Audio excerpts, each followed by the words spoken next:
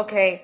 I'm really curious. You know, as a performer, we're so blessed when we play modern music to be able to do something like this, to call up the composer and say, what the heck were you thinking, you know, about certain pieces? So I'm curious when it comes to your works for piano, what's your intention for the instrument, so to speak? What are you trying to get out of the instrument? Well, first of all, I'm not a pianist, but I can put my hands on the piano and play. Hmm. So my works are pianistic, even though I can't play them. Yeah. Um, each piece is a different world. Fantasia on an Ostinato is about Beethoven and minimalism, Hmm. and Etude Fantasy is about the left hand, and all the material comes out of the left hand, and then a bunch of etudes, Yeah. uh, and winging it with three improvisations. Hmm. And those are my solo works for piano. How much of you are we seeing in this music? Well, you're seeing all of me in this music. Hmm. So you're seeing every inch of me. Wow. I'm purely naked in front of you when Hmm. I finish a piece. Hmm. That's what I am. Uh, as far as the pieces, I really start with an idea. I have to have an idea. I Hmm. can't just say write a piano piece and start writing a piano piece. I have to have some idea, why am I writing this piano piece? Who is it for?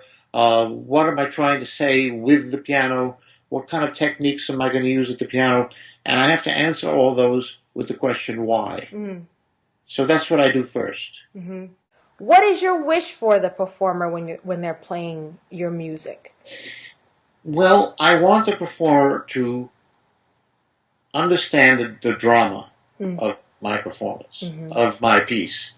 The piece is, I'm a theatrical person and I build dramas. I Okay. also build structures. I want them to understand where the real high point of the piece is. Okay. Hmm. I want them to, of course, have the technique to play it. I mean, Sure. that's all my pieces for piano are difficult.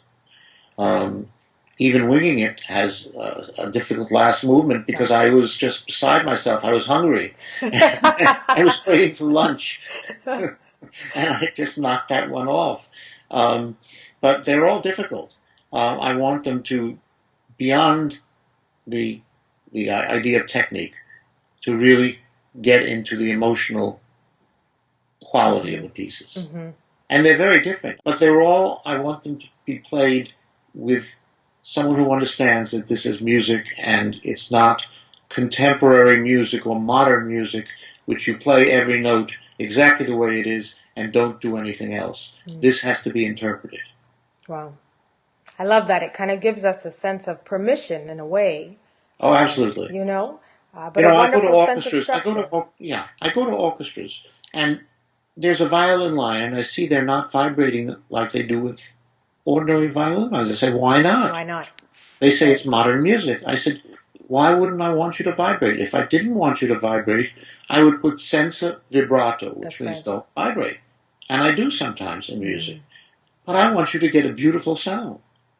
And automatically they think, no, he doesn't really want that. Yeah, He just wants every note played accurately. that's right. And that's so wrong. Hmm.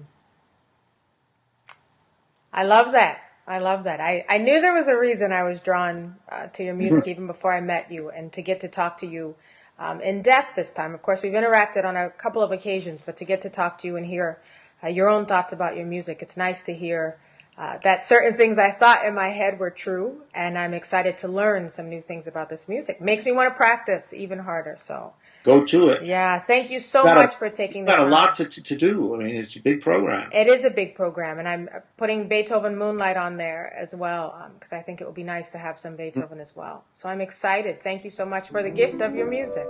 Thank you so much for the gift of playing it.